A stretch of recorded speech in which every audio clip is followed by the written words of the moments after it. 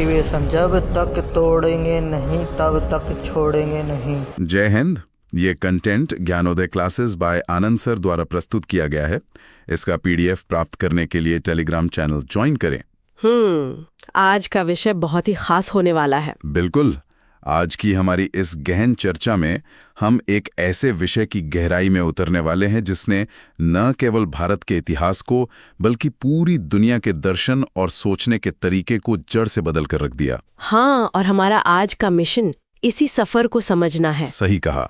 हमारा मिशन बौद्ध धर्म के पूरे सफर, इसकी ऐतिहासिक जड़ें, इसके बेहद गहरे सिद्धांत और इसके वैश्विक प्रभाव को समझना है, जो आज भी उतना ही कायम है। एकदम। और सबसे खास बात यह है कि ये चर्चा केवल इतिहास की कुछ तारीखें याद करने या किसी परीक्षा की तैयारी तक सीमित नहीं है। हम सबके लिए ये जानना जरूरी है कि हजारों साल पहले जो विचार सामने आए थे वे आज भी हमारी रोजमर्रा की जिंदगी और दुनिया को देखने का नजरिया कैसे बदल सकते हैं। बिल्कुल। देखिए, इतिहास को सिर्फ घटनाओं के एक क्रम की तरह पढ़ना बहुत उबाऊ हो सकता है। बोरिंग हो जाता है। हाँ, लेकिन जब हम इसके पीछे के मनोविज्ञान को समझते हैं तो ये एक थ्रिलर कहानी जैसा लगने लगता है। आज के इस विश्लेषण में हम ये समझने की कोशिश करेंगे कि कैसे एक खास दौर की बेचैनी ने एक बिल्कुल नए विचार को जन्म दिया। एग्जैक्टली।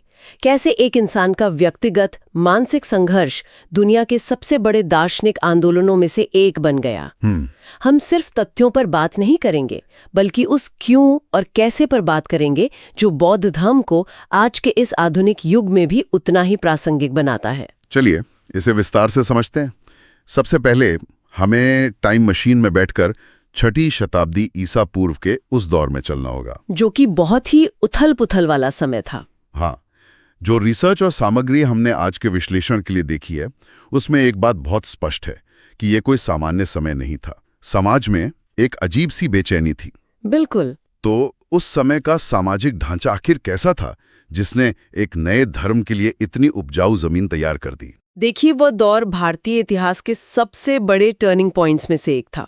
अगर हम उस समय के समाज की कल्पना करें तो वो बहुत ही कड़े नियमों और असमानता से जकड़ा हुआ था। मतलब जाति प्रथा अपने चरम पर थी। हाँ, जाति प्रथा अपने सबसे कठोर रूप में आ चुकी थी, जिसका सीधा मतलब था कि समाज का एक बहुत बड़ा हिस्सा सिर्फ अपने जन्म के कारण हाशिए पर धकेल दिया गया था।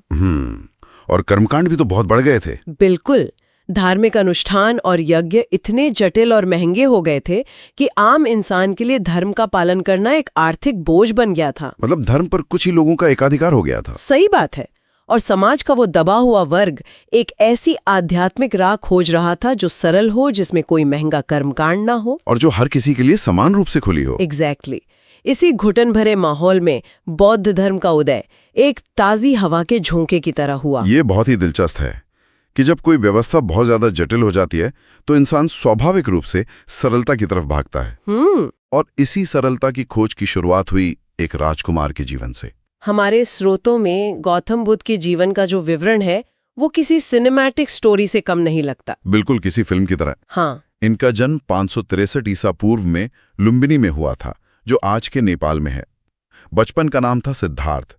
एक ऐसा राजकुमार जिसके पिता शुद्धोधन और माता महामाया ने यह सुनिश्चित किया कि उनके बेटे को दुनिया का कोई दुख न छू सके। उन्हें हर तकलीफ से दूर रखा गया। एकदम।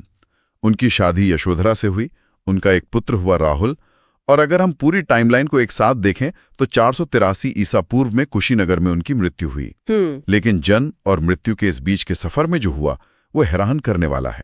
एक बात समझ नहीं आती, एक इंसान जिसके पास राजमहल की हर सुख सुविधा थी, जो एक परफेक्ट बबल में जी रहा था। हाँ, वो बबल। वो अचानक अपना सब कुछ कैसे छोड़ सकता है? दुख, दर्द या संघर्ष देखा ही नहीं था। लेकिन मनोविज्ञान कहता है कि आप सच्चाई को हमेशा के लिए दीवारों के पीछे नहीं छिपा सकते। जब सिद्धार्थ पहली बार महल से बाहर निकले तो उन्हें 4 ऐसे दृश्य दिखे जिन्होंने उनके दिमाग की पूरी प्रोग्रामिंग को हिलाकर रख दिया। वो 4 दृश्य कौन से थे? पहला था एक बहुत बूढ़ा आदमी, दूसरा एक गंभीर रूप से बीमार तड़पता हुआ इंसान, और तीसरा एक मृत शरीर जिसे लोग शमशान ले जा रहे थे। हमारे लिए तो ये दृश्य बहुत आम है। हाँ, पर एक ऐसे व्यक्ति के लिए जिसने कभी मृत्यु या बुढ़ापे की कल्पना भी ना की हो, ये एक भयंकर मनोवैज्ञानिक झटका था। मतलब एक साइकोलॉजिकल शॉक। बिल्कुल। उन्हें अचानक एहसास हुआ कि जवानी, स्वास्थ्य और जीवन सब कुछ खत्म होने वाला है। राजमहल की सत्ता उन्हें इस नियति से नहीं बचा सकती। और चौथा दृश्य? फिर उन्होंने चौथा दृश्य देखा, एक सन्यासी का, जिसके चेहरे पर इस विनाशकारी दुनिया के बीच भी एक गजब की शांति थी। इसी विरोधाभास ने सिद्धार्थ के भीतर उस परम सत्य को खोजने की आग लगा दी। यहाँ एक बहुत ही दिलचस्प बात सामने आती है। इस मानसिक उथल-पुथल का नतीजा ये हुआ कि 29 वर्ष की भरी जवानी में सिद्धार्थ ने एक ऐसा कदम उठाया जिसकी कल्पना करना भी मुश्किल है। उन्होंने घर छोड़ दिया। हाँ, उन्होंने रात के घने अंधेरे में अपना आलीशान महल, अपनी पत्नी और सोते हुए बच्चे को छोड़ दिया और सत्य की तलाश में निकल पड़े। बौद्ध ग्रंथों में इस महात्याग को बहुत ही भारी भरकम शब्द महाभिनिष्क्रमण का नाम दिया गया है, जिसका अर्थ है एक महान प्रस्थान। बिल्कुल। लेकिन कहानी यहां खत्म नहीं होती। असली संघर्ष तो यहां से शुरू होता है। घर छोड़ने के बाद सिद्धार्थ ने अगले 6 साल तक अपने शरीर को भयानक कष्ट दिए, बहुत कठोर तपस्या की। आखिर उस समय के लोगों को ऐसा क्यों लगता था कि खुद को दर्द देने से ही ज्ञान मिलेगा? देखिए, ये उस दौर की एक बहुत ही आम धारणा थी। कई दर्शनों का मानना था कि शरीर और उसकी इच्छाएं ही आत्मा को बांध कर रखती हैं। अच्छा। इसलिए अगर आप अपने शरीर को भूखा रखेंगे, उसे कड़ी धूप और ठंड में तपाएंगे, तो इच्छाएं मर जाएंगी और परम ज्ञान मिल जाएगा। और सिद्धार्थ ने भी यही किया? हाँ, वे सूख कर कांटा हो गए, उनकी जान जाने वाली थी। लेकिन यहाँ पर उनका सबसे बड़ा दार्शनिक ब्रेक थ्रू हुआ। वो क्या था? उन्हें समझ में आ गया कि शरीर को इस तरह से टॉर्चर करने से कोई सत्य नहीं मिलने वाला, बल्कि दिमाग और ज्यादा कमजोर हो रहा है। राजमहल का वो अत्यधिक विलासिता भरा जीवन भी गलत था और खुद को खत्म कर देने वाली ये कठोर तपस्या भी बेमानी है। मतलब दोनों ही एक्सट्रीम गलत थे। एग्जैक्टली। और यहीं से जन्म हुआ मध्यम मार्ग के सिद्धांत का। ये अति से बचने का रास्ता है। इसी संतुलन को अपनाकर उन्होंने बोध गया में एक बोधि वृक्ष के नीचे ध्यान लगाया। और 35 वर्ष की आयु में उन्हें ज्ञान मिला। हाँ, और तभी वे बुद्ध कहलाए, यानी वो जो जागृत है, जिसे सत्य दिख गया है। और ज्ञान मिलने के बाद वो रुके नहीं। वे सीधे सारनाथ गए, जहां उन्होंने अपने पुराने साथियों को पहला उपदेश दिया। इतिहास में इस घटना को धर्मचक्र प्रवर्तन कहा जाता है, यानी धर्म के पहिए को घुमाना। तो इस सब का असल मतलब क्या है? जब हम कहते हैं कि उन्होंने उपदेश दिया, तो असल में उस उपदेश का कोर क्या था? जो रिसर्च हमने पढ़ी है उसके अनुसार बुद्ध ने दुनिया के सामने 4 आर्य सत्य रखे। बिल्कुल। ये सुनने में बहुत सीधे लगते हैं, लेकिन इनका अर्थ बहुत गहरा है। हाँ, बुद्ध कोई रहस्यमयी बातें नहीं कर रहे थे। उनका नजरिया एक डॉक्टर या एक वैज्ञानिक की तरह था। बीमारी और इलाज की तरह। बिल्कुल। उन्होंने बीमारी पहचानी, कारण बताया और इलाज दिया। उनका पहला आर्य सत्य है दुख। उन्होंने कहा कि जीवन में दुख है। ये कोई निराशावादी बात नहीं है, बल्कि एक कड़वा सच है। हम सभी कुछ न कुछ खोने के डर में जीते हैं। सही कहा। दूसरा सत्य है दुख का कारण। बुद्ध ने इसका कारण बताया तृष्णा या अंधाधुंध इच्छाएं। हाँ, कि मुझे ये भी चाहिए, वो भी चाहिए। हाँ, ये जो कभी न खत्म होने वाली भूख है, यही हमारे सारे दुखों की जड़ है। तीसरा सत्य बहुत ही सकारात्मक है, दुख का अंत। बुद्ध ने दावा किया कि अगर हम इस अंधाधुंध तृष्णा को कंट्रोल कर लें तो दुख खत्म हो सकता है। और चौथा सत्य? चौथा सत्य है वो मार्ग जो इस दुख के अंत तक ले जाता है, जिसे अष्टांगिक मार्ग कहा गया। ये अष्टांगिक मार्ग आज के समय में भी एक परफेक्ट लाइफ मैनुअल लगता है। बिल्कुल। ग्रंथों में 8 रास्तों की जो सूची दी गई है वो कुछ इस प्रकार है: सम्यक दृष्टि, सम्यक संकल्प, सम्यक वाणी, सम्यक कर्म, सम्यक आजीविका, सम्यक प्रयास, सम्यक स्मृति और सम्यक समाधि। ये 8 बहुत महत्वपूर्ण है। हाँ, ये लिस्ट तो हमने पढ़ ली, लेकिन अगर हम इसे अपनी आज की भागदौड़ खड़ी जिंदगी से जोड़ें तो इसका असली रूप कैसा दिखेगा? अगर हम इसे बहुत ही व्यवहारिक तरीके से समझें तो ये कोई जादू टोना नहीं है। उदाहरण के लिए सम्यक आजीविका को ही ले लीजिए। इसका सीधा मतलब है कि आप अपनी रोजी रोटी ऐसे काम से कमाएं जो दूसरों का शोषण न करता हो, किसी को नुकसान न पहुंचाता हो। हाँ, अगर आप आज के कॉर्पोरेट कल्चर को देखें तो ये बात कितनी सटीक बैठती है। बिल्कुल। या फिर सम्यक स्मृति को देखें, इसका मतलब है वर्तमान में जीना, जागरूक रहना। आज के दौर में जब हर कोई फोन की स्क्रीन पर लगातार डूम स्क्रॉलिंग कर रहा है, हाँ, अपने आसपास से पूरी तरह कट चुका है। एग्जैक्टली, तब ये सम्यक स्मृति हमें वापस इस पल में जीने की कला सिखाती है।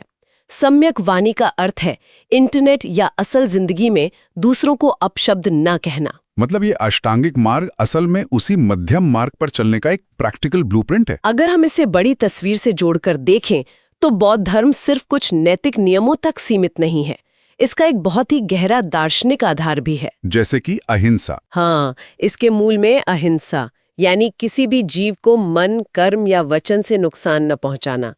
इसमें करुणा और समानता पर सबसे ज्यादा जोर दिया गया, जिसने उस समय की जाति व्यवस्था पर सीधा प्रहार किया। और कर्म का सिद्धांत भी तो है। बिल्कुल, कर्म का सिद्धांत भी इसमें बहुत स्पष्ट है कि आप जैसा करेंगे वैसा भरेंगे। बौद्ध धर्म मृत्यु के बाद पुनर्जन्म को भी मानता है, लेकिन बौद्ध दर्शन के जो दो सबसे क्रांतिकारी विचार थे वे हैं अनित्य और अनात्मा। ये दोनों शब्द बहुत गहरे लगते हैं। मैंने पढ़ा है कि अनित्य का मतलब है कि इस दुनिया में सब कुछ लगातार बदल रहा है, कुछ भी परमानेंट नहीं है। और अनात्मा तो उस समय के वैदिक दर्शन से बिल्कुल ही अलग था, जो कहता है कि इंसान के भीतर कोई एक स्थायी आत्मा नहीं है। ये सच में सोचने पर मजबूर कर देता है। बिल्कुल करता है। लेकिन जैसे जैसे समय बीता, क्या यह धर्म हमेशा ऐसा ही रहा या इसमें भी बदलाव आए? क्योंकि जो स्रोत हमने देखे हैं वो बताते हैं कि आगे चलकर बौद्ध धर्म 3 मुख्य संप्रदायों में बट गया। हीनयान, महायान और वज्रयान। हाँ, आखिर एक ही धर्म में इतने बड़े विभाजन की नौबत क्यों आई? देखिए, ये इंसानी मनोविज्ञान का एक बहुत बड़ा हिस्सा है। समय के साथ कोई भी विचार अपने मूल रूप में नहीं टिक पाता। जो हीनयान संप्रदाय था वो बुद्ध की मूल शिक्षाओं पर टिका रहा। मतलब उनके लिए बुद्ध भगवान नहीं थे? नहीं, उनके लिए बुद्ध कोई भगवान नहीं थे, बल्कि एक महान शिक्षक थे। वे मूर्ति पूजा में बिल्कुल विश्वास नहीं करते थे। लेकिन महायान संप्रदाय में एक बहुत बड़ा शिफ्ट आया। वो कैसा शिफ्ट था? आम इंसान के लिए एक निराकार विचार से जुड़ना मुश्किल होता है। उसे पूजा करने के लिए, अपनी परेशानियां बताने के लिए एक आकृति चाहिए होती है।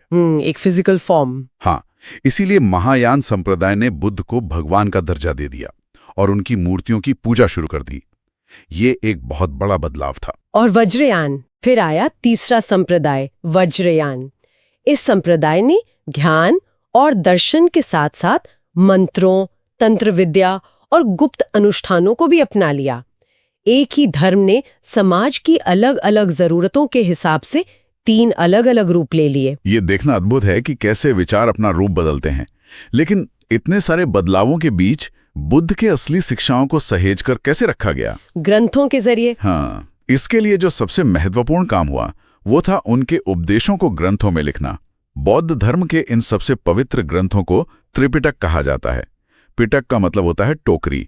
तो ये ज्ञान की 3 टोकरियां हैं। बिल्कुल, और ये तीनों पिटक बहुत ही व्यवस्थित तरीके से बांटे गए हैं। वो कौन कौन से हैं? पहला है विनय पिटक। इसे आप एक रूल बुक की तरह समझ सकते हैं। इसमें उन भिक्षुओं और सन्यासियों के लिए सख्त नियम लिखे गए हैं जो बौद्ध संघ में रहते थे। अनुशासन के लिए। हाँ। दूसरा और सबसे महत्वपूर्ण है सुत्त पिटक। इसमें बुद्ध और उनके शिष्यों के बीच हुई बातचीत और सीधे उपदेश शामिल हैं। ये उनके दर्शन का दिल है। और तीसरा है अभिदम्ब पिटक। ये थोड़ा जटिल है क्योंकि इसमें बौद्ध दर्शन की बहुत ही गहरी आध्यात्मिक और मनोवैज्ञानिक व्याख्या की गई है। दर्शन और फिलॉसफी। एग्जैक्टली। इन त्रिपिटकों ने ही बौद्ध धर्म को सदियों तक जीवित रखा। और इन्हीं शिक्षाओं के दम पर बौद्ध धर्म ने भारत की सीमाओं को पार कर लिया। इसमें मौर्य सम्राट अशोक का बहुत बड़ा हाथ था। कलिंग युद्ध के बाद की घटना। बिल्कुल, कलिंग के भयानक युद्ध में हुए खून खराबे ने अशोक को अंदर तक झकझोर दिया था, जिसके बाद उन्होंने बौद्ध धर्म अपना लिया। अशोक ने सिर्फ अपना जीवन नहीं बदला, बल्कि पूरे राज्य की मशीनरी को बौद्ध धर्म के शांति और अहिंसा के संदेश को फैलाने में लगा दिया। उन्होंने दूत भेजे थे। हाँ, उन्होंने श्रीलंका, चीन, जापान, थाईलैंड और तिब्बत तक अपने दूत भेजे। और आज भी अगर हम इन देशों की संस्कृति को देखें तो वहां बौद्ध धर्म की जड़ें बहुत गहराई तक फैली हुई हैं। ये बौद्ध धर्म की वैश्विक सफलता की कहानी है। लेकिन अगर हम उन 4 प्रमुख स्थानों को देखें जो इस पूरे सफर के गवाह रहे, तो वे आज भी दुनिया भर के लिए सबसे बड़े तीर्थ स्थल हैं। उनका एक रिकैप कर लेते हैं। चलिए, उन्हें एक साथ जोड़कर देखते हैं। लुम्बिनी, वो जगह जहां से ये कहानी शुरू हुई, जहां सिद्धार्थ का जन्म हुआ। बोध गया, वो ऐतिहासिक स्थान जहाँ उन्हें ज्ञान मिला और वे बुद्ध कहलाए। सारनाथ, जहां उन्होंने पहला उपदेश दिया। हाँ, सारनाथ, जहाँ उन्होंने पहली बार दुनिया के सामने अपना ज्ञान रखा। और अंत में कुशीनगर, जहाँ उन्होंने अपनी अंतिम सांस ली। लेकिन यहाँ एक बहुत बड़ा ऐतिहासिक विरोधाभास देखने को मिलता है। जो धर्म भारत की मिट्टी से उपजा, जिसने पूरी दुनिया में अपना परचम लहराया, वो अंततः अपने ही जन्मस्थान भारत में धीरे धीरे सिमट क्यों गया? ये एक बहुत जरूरी सवाल है। हमारे आज के ऐतिहासिक स्रोत इस पतन के पीछे के क्या कारण बताते हैं? देखिए, इतिहास को हमें बहुत ही वस्तुनिष्ठ तरीके से देखना चाहिए, बिना किसी भावना में बहे। इस पतन के पीछे कई बड़े ऐतिहासिक और सामाजिक कारण थे। जैसे कि पहला कारण था हिंदू धर्म का पुनरुत्थान। समय के साथ हिंदू दार्शनिकों ने अपनी व्यवस्थाओं में सुधार किया, कई जटिलताओं को कम किया और समाज को फिर से अपनी ओर आकर्षित किया। दूसरा कारण था गुप्त साम्राज्य का उदय। इस काल में बौद्ध धर्म को पहले की तरह राजाओं का समर्थन और दान मिलना कम हो गया था। और विदेशी आक्रमण भी तो हुए थे। हाँ, जो सबसे बड़ा और विनाशकारी कारण था वो थे भारत पर होने वाले विदेशी और विशेषकर मुस्लिम आक्रमण। नालंदा को भी तो निशाना बनाया गया था। बिल्कुल। इन आक्रमणों के दौरान नालंदा और विक्रमशिला जैसे विशाल बौद्ध विश्वविद्यालयों और मठों को पूरी तरह से जलाकर नष्ट कर दिया गया। बौद्ध धर्म पूरी तरह से अपने मठों और भिक्षुओं पर निर्भर था। जब मठ ही नहीं रहे तो धर्म कैसे बचता? सही बात है। जब मठ ही नहीं रहे तो भिक्षुओं को जान बचाकर तिब्बत और अन्य देशों की ओर भागना पड़ा। बिना नेतृत्व और बिना मठों के भारत में बौद्ध धर्म का ढांचा धीरे धीरे बिखर गया। भले ही इसका भौतिक ढांचा टूट गया हो, लेकिन बौद्ध धर्म ने जो वैचारिक क्रांति की वो कभी खत्म नहीं हुई। इसने समाज को शांति का मार्ग दिखाया, जन्म पर आधारित भेदभाव को चुनौती दी और भारतीय कला और वास्तुकला को एक नया आयाम दिया। बिल्कुल सही। चर्चा के इस पड़ाव पे ये बहुत जरूरी है कि हम आज के इस गहन विश्लेषण के सबसे महत्वपूर्ण तथ्यों को एक क्विक एग्जाम पॉइंट्स रिकैप कर लें, ताकि ये सारी जानकारी हम सबके दिमाग में एकदम पक्की हो जाए। हाँ, ये जरूरी है। तो ध्यान से सुनिए। बौद्ध धर्म के संस्थापक गौतम बुद्ध, इनका जन्म 563 ईसा पूर्व में नेपाल के लुम्बिनी में, ज्ञान की प्राप्ति बिहार के बोध गया में, पहला उपदेश सारनाथ में, जिसे धर्मचक्र प्रवर्तन कहा गया। इनकी मृत्यु 483 ईसा पूर्व में कुशीनगर में। सबसे पवित्र ग्रंथ त्रिपिटक, विनय, सुत्त और अभिधम्म। और मुख्य सिद्धांत? हाँ, और मुख्य सिद्धांत है 4 आर्य सत्य, जो बताते हैं कि दुख है, तृष्णा उसका कारण है, दुख खत्म हो सकता है और अष्टांगिक मार्ग ही वो रास्ता है। अगर हम आज की इस पूरी चर्चा को समेटें तो इससे एक महत्वपूर्ण सवाल उठता है। वो क्या? हमने बात की कि बुद्ध का एक मुख्य सिद्धांत था अनित्य, जिसका मतलब है कि हर चीज बदलती रहती है। अगर हम इस सिद्धांत को खुद बौद्ध धर्म पर लागू करें तो क्या आज हम जिस बौद्ध धर्म को देखते हैं, या महायान और वज्रयान के रूप में जिन मूर्तियों और तंत्र मंत्र को देखते हैं, क्या वो सच में वही धर्म है जो बुद्ध ने एक पेड़ के नीचे खोजा था? ये सोचने वाली बात है। या फिर इंसान ने समय के साथ अपनी सहूलियत, अपने डर और अपनी मनोवैज्ञानिक जरूरतों को पूरा करने के लिए बुद्ध की शिक्षाओं को एक नए रूप में बदल दिया? क्या हम आज भी बुद्ध के उसी मध्यम मार्ग पर चल रहे हैं, या हमने सिर्फ उनकी मूर्तियां बना ली हैं? ये एक ऐसा विचार है जो इतिहास और इंसानी फितरत दोनों पर एक बड़ा सवालिया निशान लगाता है और जिस पर हम सभी को जरूर सोचना चाहिए। ये वाकई एक बहुत ही गहरा और बेचैन करने वाला विचार है, जो हमें इतिहास को एक नए चश्मे से देखने पर मजबूर करता है। इसी विचार के साथ हम आज के इस गहन विश्लेषण को यहीं समाप्त करते हैं। धन्यवाद। और हमारा एक ही मोटिवेशन, जब तक तोड़ेंगे नहीं तब तक छोड़ेंगे नहीं।